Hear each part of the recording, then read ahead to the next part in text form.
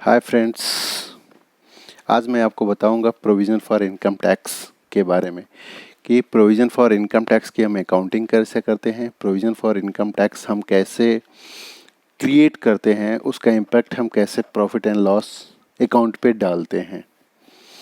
तो आज मैं आपको बताने जा रहा हूं कि प्रोविज़न फॉर इनकम टैक्स की एंट्री को हम कैसे करते हैं।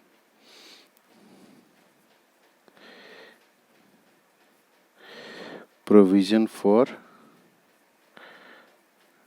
इनकम टैक्स, इसमें दो सिचुएशन हो सकती है। पहली सिचुएशन, जब आपका प्रोविज़न फॉर इनकम टैक्स कम होता है एडवांस टैक्स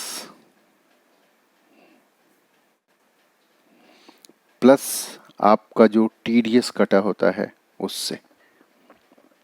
और दूसरा सिचुएशन होता है जब आपका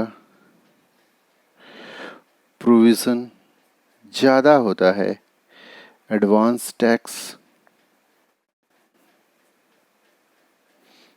प्लस टीडीएस।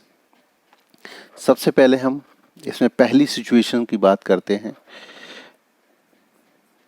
जब हम पहले केस में आते हैं, एक एग्जाम्पल के थ्रू मैं आपको समझाऊंगा, जिससे कि आपको समझ में आ जाएगा कि बुक्स में हम इसकी एंट्री कैसे करते हैं, हम प्रोविज़न फॉर इनकम टैक्स को कैसे क्रिएट करते हैं, उसको आगे चल के कैसे सेटअप करते हैं और उसको कैसे निल करते हैं या कैसे उसका ट्रीटमेंट कंप्लीट करते हैं। कि आपका प्रॉफिट जो है, एक एग्जाम्पल के तौर पे हम मानते हैं कि 10 लाख है। अब इस पे हम मान के चलते हैं कि जो टैक्स लग रहा है वो 30% के हिसाब से लग रहा है। तो इट मीन्स कि 3 लाख जो है आपका टैक्स हो गया। अब ये मान लीजिए कि आपका जो टीडीएस रिकवरेबल है, जो टीडीएस आपका रिसीवेबल है, वो है आपका ₹1,25,000। और दूसरा है आपने एडवांस टैक्स पे किया है।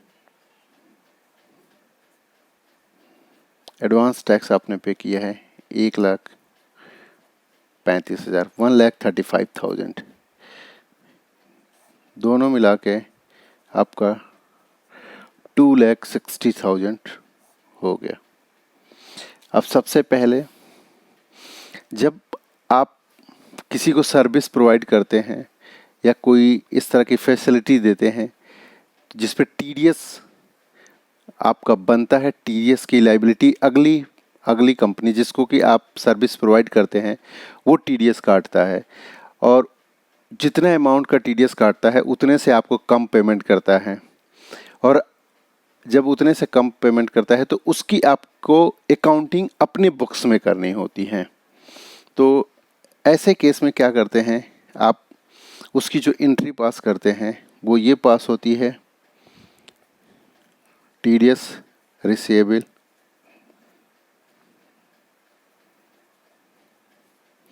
को डेबिट करते हैं और उस पार्टी को क्रेडिट करते हैं, पार्टी के अकाउंट को क्रेडिट करते हैं। जैसे इस केस में 1,25,000। अब मैं ये भी बता दूं कैसे। जो पार्टी के अकाउंट होता है वो डेटर होता है, डेबिट बैलेंस होता है। तो जब यहाँ पे क्रेडिट करते हैं तो उतने से वो कम हो जाता है। मतलब कि जितना आपको, अगर उससे 10 लाख रुपए लेना है, 1,25,000 रुपये अगर उसने टीडीएस काट लिया है तो बाकी पैसा आपका वो वापस करेगा 8,75,000। तो 1,25,000 वो आपके खाते में जमा करेगा एज ए टीडीएस। जब वो टीडीएस जमा करेगा तो आपके 26A में रिफ्लेक्ट करेगा और आपके लिए वो करंट एसेट्स होता है एक तरीके से, जो कि रिसीवेबल होती है गवर्नमेंट से। अगर आपकी टैक्स की लायबिलिटी नहीं बनती है तो वो आपका रिफंड में क्लेम हो जाता है, तो वो आपके लिए एक तरीके से करंट एसेट्स होता है। तो जो टीडीएस रिसीवेबल का अकाउंट होता है ये हमेशा करंट एसेट्स होता है।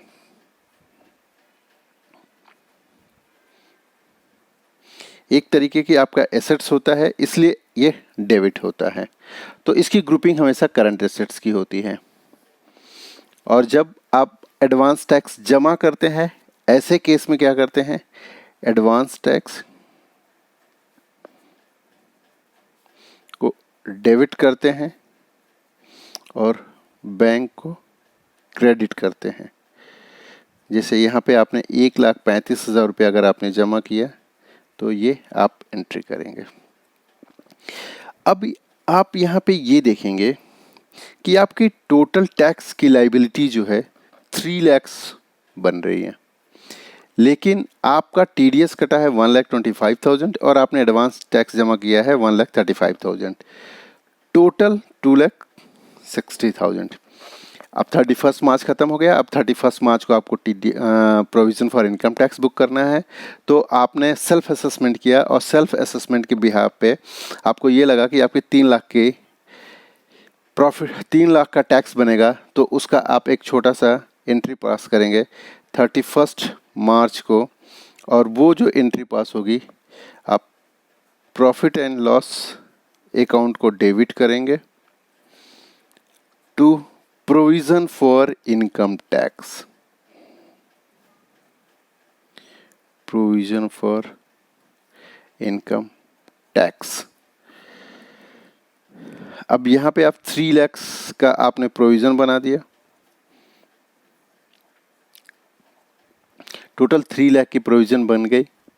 जो प्रोविज़न होता है ये, इसकी जो ग्रुपिंग होती है ये करंट लायबिलिटी की होती है। ये आपकी एक तरीके से लायबिलिटी होती है जो कि प्रोविज़न की ग्रुपिंग होती है। प्रोविज़न भी करंट लायबिलिटी में ही आता है, तो करंट लायबिलिटी के अंतर्गत ये प्रोविज़न में आता है। तो इस तरह से एक आप एंट्री करेंगे। एडवांस टैक्स डेबिट है और टीडीएस रिसीवेबल डेबिट है। अब देखिए ये आपने एंट्री पास कर दी प्रोविज़न फॉर इनकम टैक्स की। अब इसके बाद ऑडिट होती है। ऑडिट होने के बाद फिर जब हम टैक्स की लायबिलिटी देखते हैं तो वहाँ पे अगर 3 लाख की आपकी लायबिलिटी आई है, तो लेकिन 3 लाख की लायबिलिटी आई, लेकिन आपका जो बना हुआ है, आपने 3 लाख की लायबिलिटी प्रोविज़न की बना तो दी, लेकिन आपका कटा हुआ है उसमें सिर्फ 1,25,000 रुपया, 1,25,000 जो है टीडीएस रिकवरेबल है, रिसीवेबल है, और 1,35,000 जो आपने है एडवांस टैक्स जमा किया है। टोटल 2,60,000 आपने अरेंज किया है, जमा किया है। अब आपका जमा है, अब रेस्ट आपको जमा करना पड़ेगा। तो जब हमारी ऑडिट होती है और एट दैट टाइम जब हम जमा करते हैं तो उस समय हम एंट्री पास करते हैं। प्रोविज़न फॉर इनकम टैक्स की जो एंट्री आपने पास करी थी वो आपने पास करी थी profit and loss account debit to provision for income tax. अब ये यहाँ पे क्रेडिट है।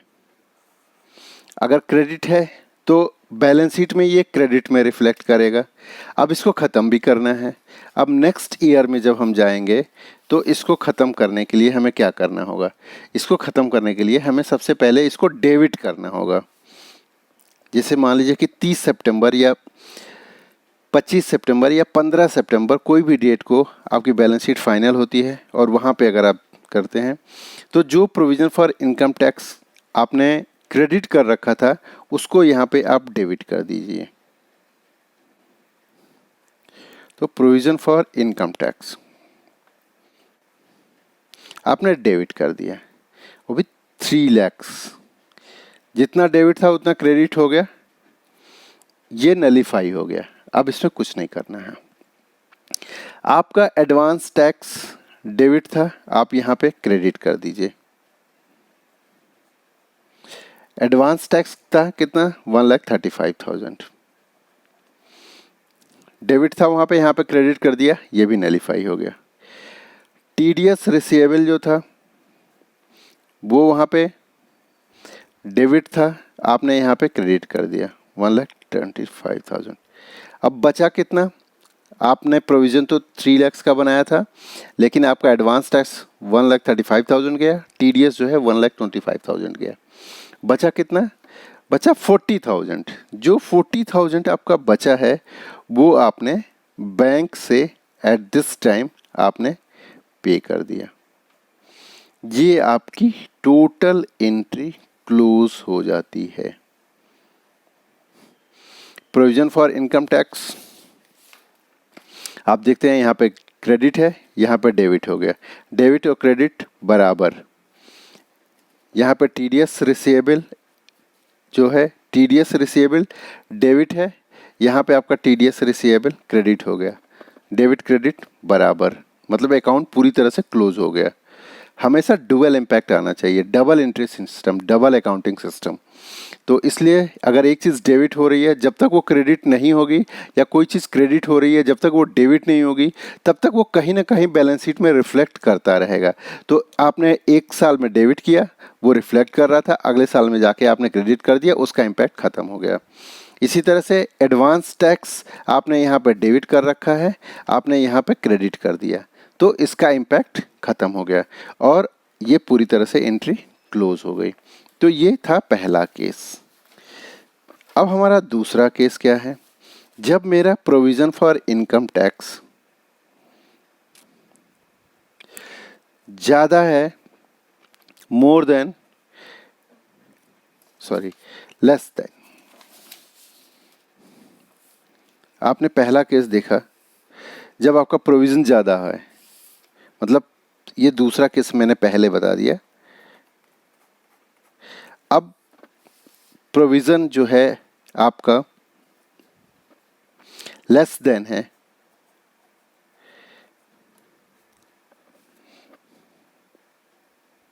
एडवांस टैक्स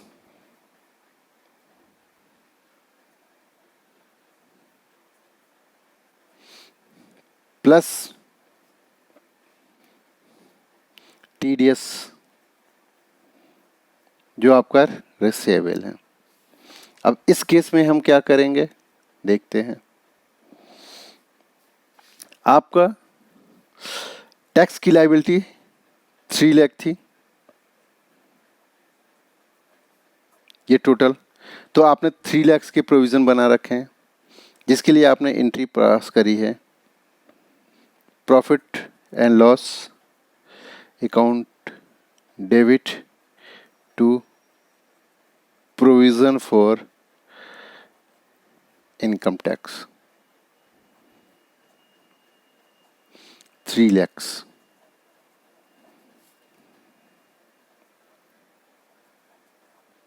ये अब इसमें आपको क्या करना है?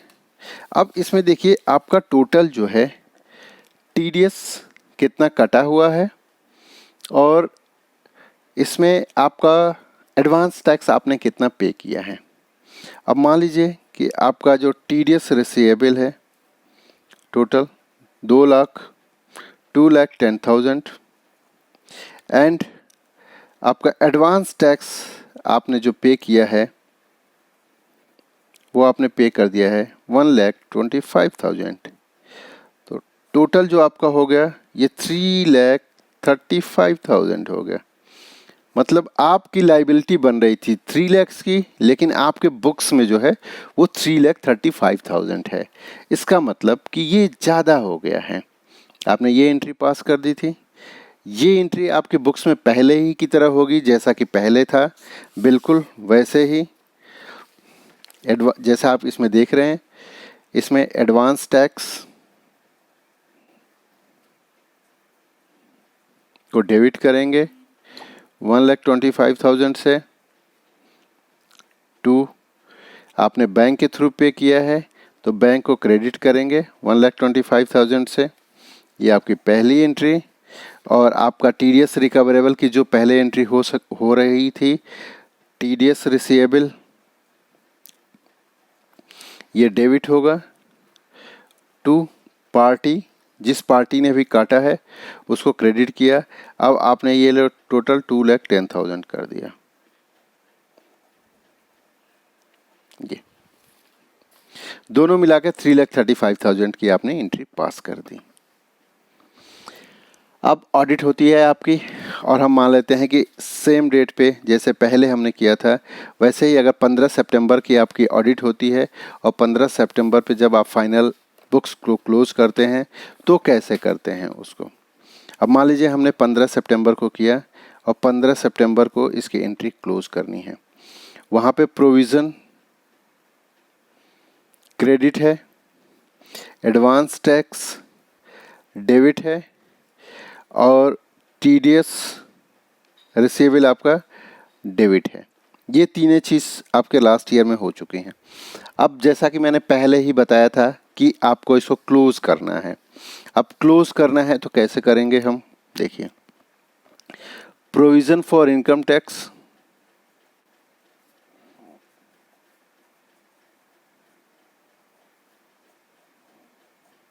इसको हम डेबिट कर देंगे। आपको पता है हमें इस बार बैंक से कुछ नहीं पे करना है। हमारा जो प्रोविज़न बना था वो 3 लाख का बना था, तो हम टोटल 3 लाख कर देंगे। अब हम क्या करेंगे, टू टीडीएस रिसीवेबल, ये वहाँ पे डेबिट था तो यहाँ पे क्रेडिट होगा, 2,10,000 इसका अमाउंट था। अब एडवांस टैक्स, तो उसको भी हम कर देंगे एडवांस टैक्स, ये भी था, इसकी फिगर थी 1,25,000। ये दोनों मिला के आपका जो हो गया टोटल 3,35,000 हो गया। इसका मतलब कि आपका डेबिट साइड में एक्स्ट्रा आ रहा है। अब क्या करेंगे, जब डेबिट साइड में एक्स्ट्रा आ रहा है तो हम क्या करेंगे, यहाँ पे टीडीएस रिफंडेबल,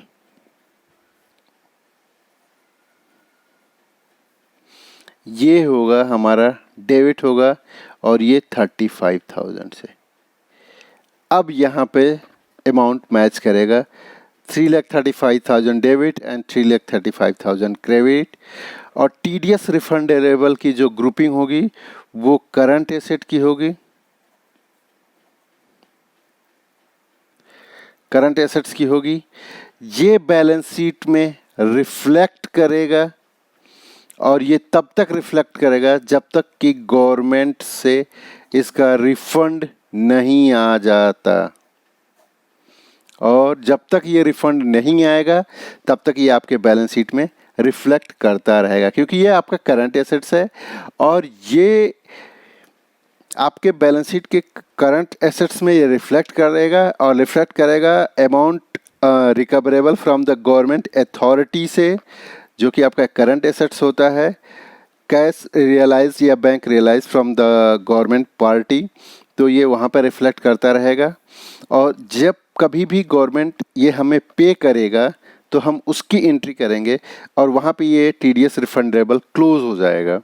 और टीडीएस रिफंडेबल जो अभी डेबिट हो रहा है तो वो क्रेडिट होगा जब बैंक में हमारे पैसा आएगा, जब इनकम टैक्स अथॉरिटी हमें पैसा वापस करेगी तो उस समय क्या एंट्री हम पास करेंगे, उस समय जब हम पास करेंगे हमारे बैंक के खाते में पैसा आएगा तो हम बैंक को डेबिट करेंगे 35,000 से, टू टीडीएस रिफंडेबल 35,000। अब आप यहाँ पे देख रहे हैं कि टीडीएस रिफंडेबल हमने क्रेडिट किया, यहाँ पे जो था टीडीएस रिफंडेबल डेबिट था, यहाँ पे डेबिट था और यहाँ पे क्रेडिट हो गया। एक तरफ डेबिट हुआ दूसरी तरफ क्रेडिट हुआ, ये पूरी तरह से नलीफाई हो गया, पैसा बैंक में आ गया। तो इस तरह से आप देख सकते हैं कि प्रोविज़न फॉर इनकम टैक्स का अकाउंट्स क्लोज हो गया, टीडीएस रिफंडेबल का अकाउंट्स क्लोज हो गया, टीडीएस रिसीवेबल का अकाउंट क्लोज हो गया और एडवांस टैक्स की एंट्री भी क्लोज हो गई। इस तरह से कोई भी एंट्री अब ओपन नहीं है, सारी की सारी क्लोज हो चुकी हैं। तो फ्रेंड्स, इस तरह से आप देख सकते हैं कि हम प्रोविज़न फॉर इनकम टैक्स की एंट्री कैसे अपने बुक्स में रिकॉर्ड करते हैं, कैसे हम उसे मेंटेन करते हैं और कैसे उसको नलीफाई करते हैं। हम पीएनएल से उसको क्रिएट करते हैं, जैसा कि आपने देखा, जिसका इम्पैक्ट पीएनएल पे पड़ता है। उसके बाद कुछ फिगर्स ऐसे होते हैं जिसका इम्पैक्ट बैलेंस शीट में भी जाता है, और इस तरह से हम पूरी एंट्री को क्लोज करते हैं। तो दोस्तों, अगर आपको ये वीडियो पसंद आए तो ज़रूर लाइक करिए, कमेंट्स करिए, और अगर आप कुछ भी जानना चाहते हैं इसके बारे में तो आप कमेंट करिए, मैं आपसे ज़रूर शेयर करूँगा, मैं आपको ज़रूर बताऊँगा। Thank you.